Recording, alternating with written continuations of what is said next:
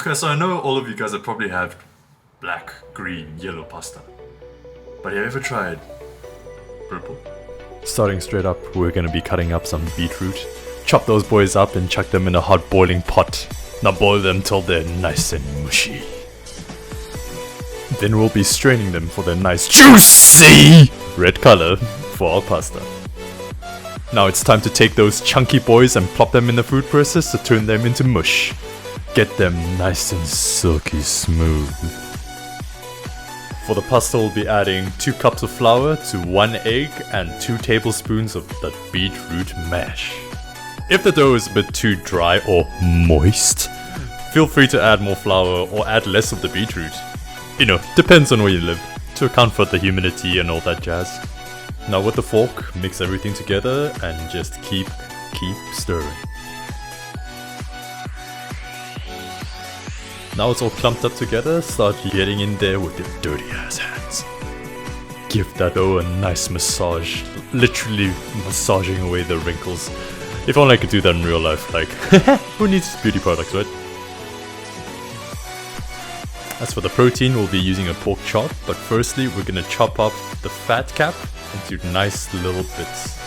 We'll be using that to render later, but now, continue chopping up the pork with all that pent up teenage angst from all those years of watching anime.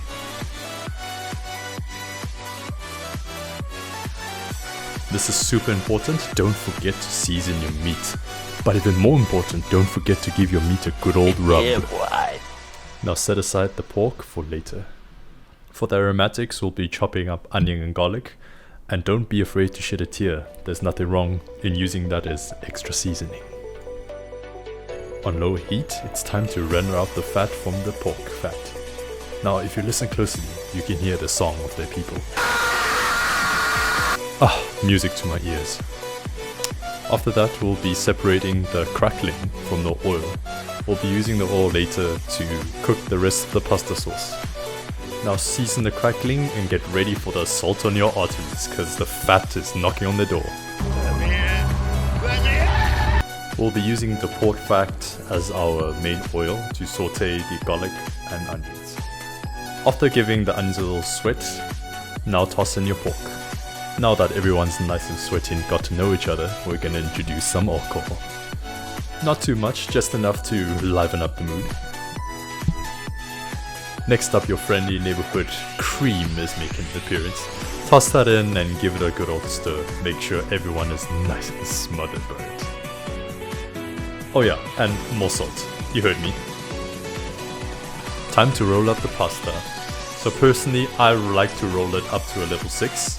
But of course there's personal preference, and sure, Gordon Ramsay's probably gonna hit my head for saying this, but I like my pasta like this. Super important, guys. Remember to fold your pasta and re-roll it on the base setting a few times.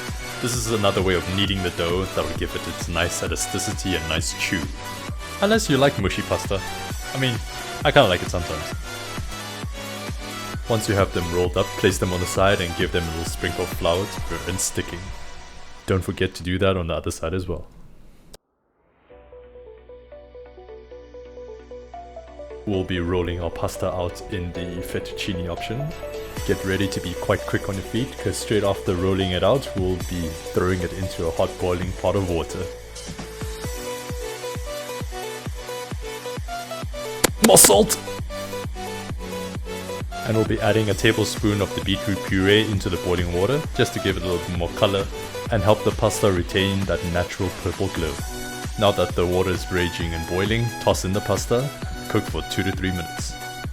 And during that, make sure to move them around with a fork or tongs. They get pretty stubborn sometimes and get stuck to the bottom. You don't want that. Whew, it's time to throw in the pasta with the sauce. Mix them together so the flavors start to soak into the pasta itself. We'll be also adding some Italian parsley just to give that extra kick. Remember the pork crackling from earlier? That's right, it's time for them to make an appearance. Put that on and finish it off with some dill. Give the plate a little wipe and get ready for an awesome meal. Nice. Thanks for watching, guys. So this is my version of the purple pasta. Hope to see you guys next time. Peace!